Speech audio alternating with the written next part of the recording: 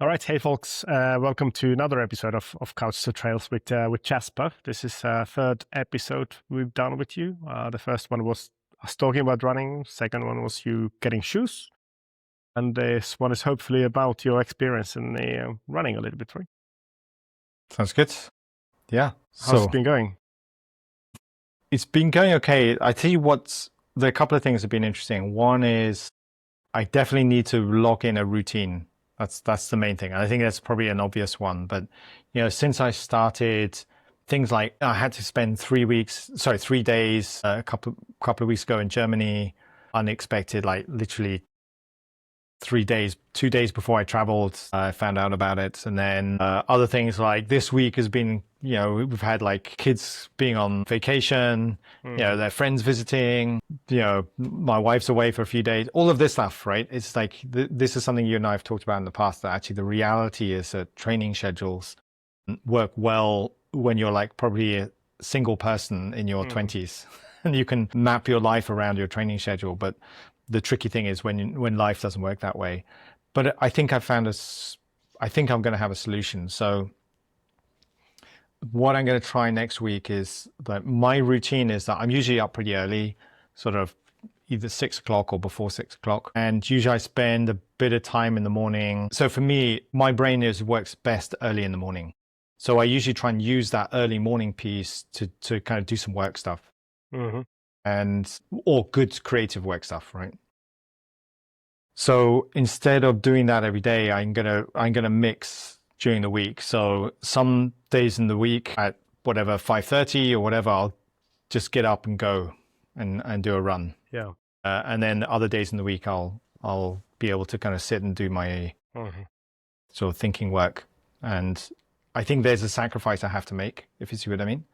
That kind of golden time in the morning where my brain is working at its best is also the time which I have to myself, because everyone's kind of, the kids are asleep, no one's kind of doing anything. So, yeah. You might find out that your brain is going to work really well afterwards as well. I Cool. tend to find that. Going out for a run is kind of by my experience, the energy equation is interesting because it takes energy to go out, but you get more back than what you put in. But if you're already on the limit, getting the kind of the first in, basically you're fully exhausted, you don't have energy to go out. But if you somehow muster the energy to go out, you come back much more energized than you started. But you need the first push. And quite often it's very conscious. So you go like, okay, well, I'm really damn tired, but I know that I'm going to feel better after I come back, even though I really don't want to do it now. Yeah, the good thing is before I think I would have felt this, what do you call it, this sort of blocking thing to go out. At the moment, I don't feel that blocking thing. That's the interesting thing, which is a positive. I think it's just more of a route, just finding the time in the day, the structure in the day to make it work. But the good thing as well is that I'm usually out in the day, walking the dogs and that sort of thing. So there's this kind of like getting out, I feel is not going to be a problem. It's not raining, it's not cold, and actually the mornings are nice and cool. So let's experiment with that next week. That sounds good. We'll see how that works.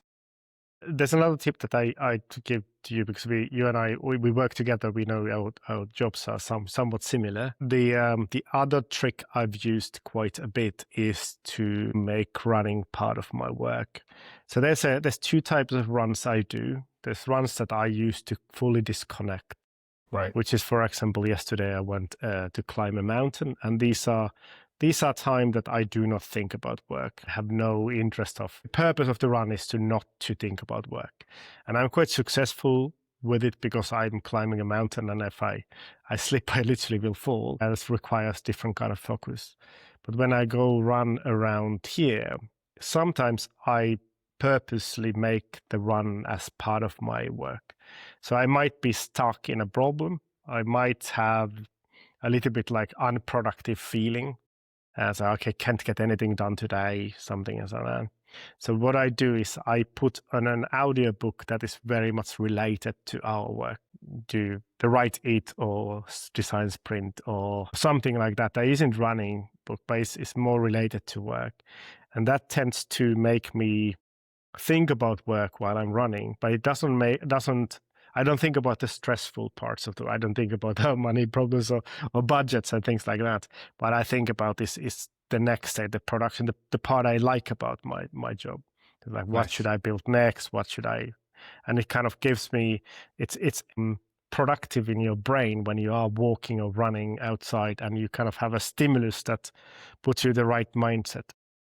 And because I'm actually quite productive when I do that, to me, I don't have a problem taking time off work because I'm actually working when I'm running. So this could be another option you could explore, saying, okay, when you feel unproductive, just think it as work. It's not time away from work. It's literally your work. Your work, like mine, is very thinking oriented, anyways.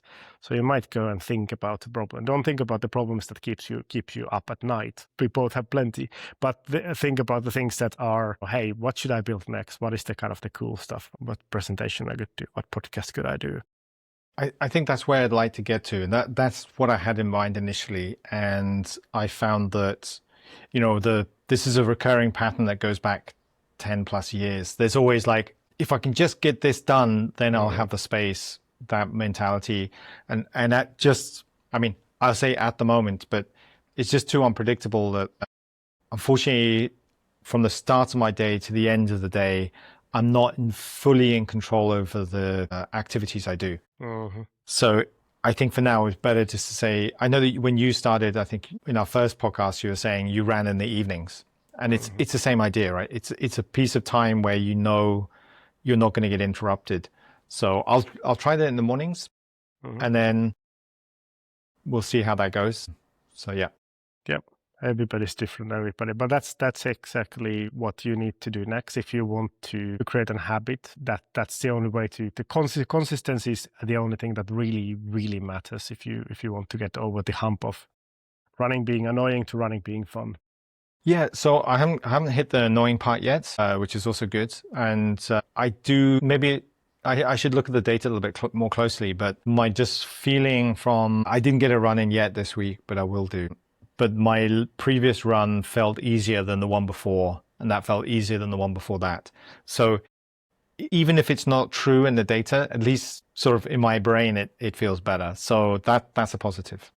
There's these, we call it in weightlifting, they call it newbie gains. It applies to everything.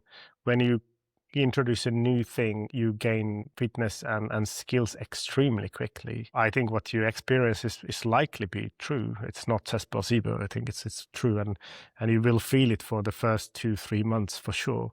You can gain a lot of confidence and a lot of skills in the running and all of these things. Just need to be quite careful not to then be defeated when it stops, because it will stop. The rapid gains you do, but you will gain quickly in the beginning anyways. Well, with luck, the kind of the arc of it is you feel the gains that carries you through to the place where it becomes habit, and then when it's habit, without the gains, then you're into it. Let's see. Yeah, let's hope that happens. Yeah. But you were saying you have a little bit like injury or pain or worries about injury as well? So actually, there are a couple of things. I think in the maybe the second podcast we did when I was talking about getting shoes, I kind of got this on my right foot. It slightly points outwards, only a little bit, but I can definitely feel it in my foot. But that's less of the issue. I think it's more the right knee. And I don't know whether it's related because it's both on the right leg, but the right knee is definitely feeling, I'm standing at work, right? Standing on the desk, but it's kind of walking up and down the stairs, down the stairs mostly. So it's not comfortable on that knee. I don't notice it when running really, but it's a weak point, which I'm conscious of. Yeah. Yeah. So we need to play it safe. I think the stress of 2 runs a week will not cause you injury as long as you're mindful of it. Always keep a rest day in between your runs and walk. If you have any pain in the knee, switch to walk. Okay. while you're running. I think that's the way to do it. But I think what we should do next week is to look at your running form. In general, there's two things about running form that we already talked about this a little bit, but two things about running forms that are very, very important for beginners. I was listening in a running meetup I was this week, and somebody who relatively recently started. And they read from the internet that you should be landing on your forefoot because that's more efficient. That's not really true, but there's a lot of this kind of information out there. Yeah. Especially people who have read the book called Born to Run, which is a very good book, but you shouldn't take it as a science book. People kind of tend to say, okay, well, I land this way. I should be landing on forefoot, and they start changing their running form very consciously. Say, okay, well, now I try to run on my forefoot, and that's a very good way to get injured very quickly, because the muscles and the joints that all of a sudden get a new stimulus, and it's quite a bit compared to your normal day-to-day life when you run. And this person was talking about it, said, well, now I have pain in my legs. Well, yes, you caused it yourself, but it's not your fault. Any change to running form has to be very gradual. Same as change in shoes. There's this kind of form of barefoot shoes. I don't know if you tried them, but there's some people who want to run on barefoot shoes. They think, okay, it's a more natural way of running, but it can be faster, my legs are going to be stronger. Probably true, but if you've lived your last 40 years of your life in different type of shoes, and it's all of a sudden to switch to barefoot shoes, you will get injured. Anybody who wants to change to it has to be very, very gradual. If you want to get into barefoot running, I know, Jasper, you don't want to, but somebody who's listening might want to be getting in that direction. Sure, what you do, you after you run, you go to a field, not to asphalt, go to a grass field, take off your shoes, run a couple of 100 meters and put your shoes back on. Next week, 250 meters and gradually start changing your style. So that's what I'd say. If you start focusing on your foot, on your foot positioning, you might actually be causing an injury instead of... Interesting. So it's very likely that the way you run is just fine. If you look at marathon runners, some people have like this somebody is kicking off unless you're doing it under supervision from people, medical professionals, it's likely it's better that you just don't worry about it. Just let it be the way it is. If it causes problem, we're going to be looking at it. But let me share you the other part I wanted to talk to you about. So I've been building software. So this is me running. I wish my camera would have been straight when I put it on tripod. So when we talked about the only other thing about running is we talked about overstriding. And this is a well-researched problem. So you should be focusing on overstriding. The problem is that you can't see it yourself and you can't even feel it.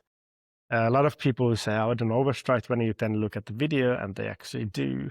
And I'm one of those people. So I built a software that kind of detects where I am when I land and so on. So if we go frame by frame, we can see that my center of gravity is here. And now I'm landing on here. And at this point, I have weight on my forefoot. So I'm quite a bit ahead when I'm landing in this video. So I have a bit of a problem with this. It's not huge. So it doesn't actually matter when your foot touches the ground. It matters when you have weight on the foot. So here, and it's kind of okay. It's not very far from it. So that's why I probably haven't gotten injured, because it's not too far. But it's something that we should do with you. So we can use the same software. If you take a video, put it on a tripod, try to get the camera straight, unlike I did, and film yourself in a way that we can see your foot and your head. Okay. Then a couple of steps in the same film, and we can see how it actually looks like, because it might surprise you. So you feel yourself completely different than how it actually is. And this is the only very important thing about a running form. Everything else, we can deal with. Sounds good. So with this then, I mean, the camera angle is like this. It's not going to pan. So I guess for this one, if I just do a few back and forth, Yeah. right, and then you can take a segment from that and then put it through the analysis. Yeah, that's the best way to do it. You can also, the software supports front and back, so we can look at things like hip drop, but I think that doesn't make any sense at this point. Yeah. Trying to look at too many things is just confusing, and the probability is when you start changing running form, running becomes much harder, because it then starts involving thinking. Actually, your brain uses much more energy than your muscles. Anyway, so if you have to think all the time, running becomes quite difficult. But I'd say my experience of being a coach in Taekwondo, when the main roundhouse kick, that is the most important technique in the sport, you have to break down your form multiple times until you reach a good form.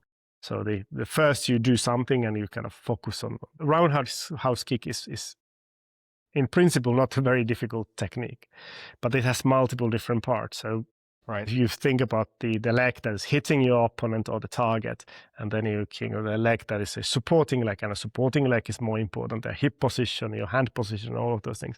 And what I've seen time after time when I'm teaching this simple technique to new people, that whenever I change one part of it, everything else breaks down, because you start thinking about it. Okay, how is my ankle? And then your supporting leg is completely messed up. But you have to keep doing this, because otherwise you will not get to point. If you say your ankle hit when you're hitting the target is wrong, and you start thinking about it, and your supporting leg breaks down in these kind of things, then you have to learn the ankle first, and then you can get back to the other parts again. Same thing will happen when you do running. If you overstride and you start thinking about overstriding, your running form will break down. Will feel a bit foolish. You feel very conscious about your body and but you have to break it down to change the parts that need to be changed. So I think that's a good thing to do early, in this case at least. Yeah. So the second thing we're gonna do is give you a couple of strength exercises. I already gave you a couple of things, which is basically lying on your back and your side and lifting your legs. So I'll make a video and make sure you have when I post this on YouTube. But there's two other ones I would add to what we've done before. Are you familiar with lunges? Do you know? Lunges are pretty good, and walking lunges especially are very good because they train your knee. So yeah, with walking lunges, they are easy to do. You can do them on track, on asphalt, or home. It doesn't matter. You just take maybe 10 aside. I wouldn't include any weights yet, but later on when you feel strong, you can definitely include weights in them. The other one is a little bit more difficult to describe. I'll put it on a video. But we need to work on your balance. Balance will help a lot, and this is something that won't make you sweaty but will make you stronger. So what you do, you stand on one leg, and then with the other leg you simulate the running motion, and with your arms as well, but you do it in eyes closed, which forces you to off your balance a little bit. I'll put a video as well for this, so you know what to do. And this is something that helps your supporting leg stay in balance when you are running. Very helpful. And third thing that I would recommend you see if this is possible. It depends a little bit how your sessions are and when it is. One way to gain strength without injury is to run uphills. Uphill running puts much less impact to your body because you go uphill, but it allows you to push harder for strength. So professional runners and ultra runners, they call it strength training. They go run up hills. And this is but it can have a side effect, which you need to be conscious of, is calf muscles are going to be strained much harder in uphill running. So if you start feeling pain in calf muscles, then you stop that. But see if you have a hill. I think they could run it like 30 seconds is enough. If you have any hill that takes 30 seconds. In the route I run, actually at the end of the route, there's a hill. Good. Yeah. So if you do that, do a little bit harder at the end of the run when you're warmed up.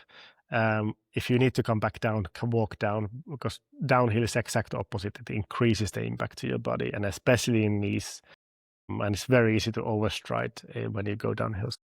So be careful. But I think these are the things that we if we can add, maybe we add 10 more minutes of strength training per week. It doesn't have to be more than that. And they don't have to be done in one go. But I'll give you these exercises and you do when you can, and then maybe do one hard uphill in your routine, and that's going to impact hopefully. I have a question which has been in my head about it this week. So with strength training, so we've got this idea of rest being the time when your body actually builds the muscle. And when you do the strength training, how does that fit within the running pieces? Do you do both in one day? Do you mix them up across the week? What would you recommend? If you do them in one day, do run first and strength training after. Don't do strength training and then run, because then you don't have the energy to run. If you do hard strength training, your muscles might hurt the next day. DOMS, it's just basically just the impact of strength training, and that might make running uncomfortable. You can do running afterwards if you can. That's no problem. It's okay to do a strength training at the rest day. It won't really impact you in this point, your recovery. I'd say it's just more important to do it than when you do it. But if you do it the same day, do run first. I think that's the only thing I'd say. Okay, great. I'll experiment with that. Yeah. Cool.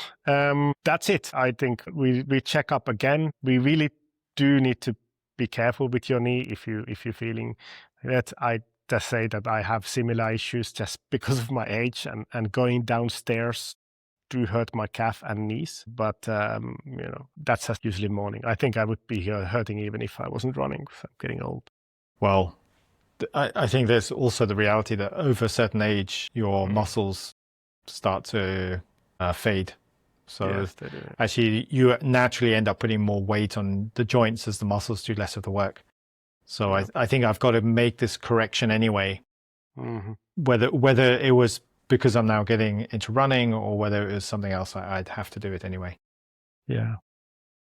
But yeah, it's but let's play it safe. If you feel bad at some time, if it gets worse, then we need to find some physio for you to check. I'm not medical professional. I'm not willing to take the responsibility of your joint, but I can say that, of course, I had similar things. There's this kind of scale. If you think about the scale from 1 to 10, how painful it is. Yeah. If it's up to 4, you're probably still fine. Again, not medical advice, but that's kind of the thing. If you're up to 4, if it's not hurting while you're running, I think it's a good sign. If it's hurting while you are running, we need to stop.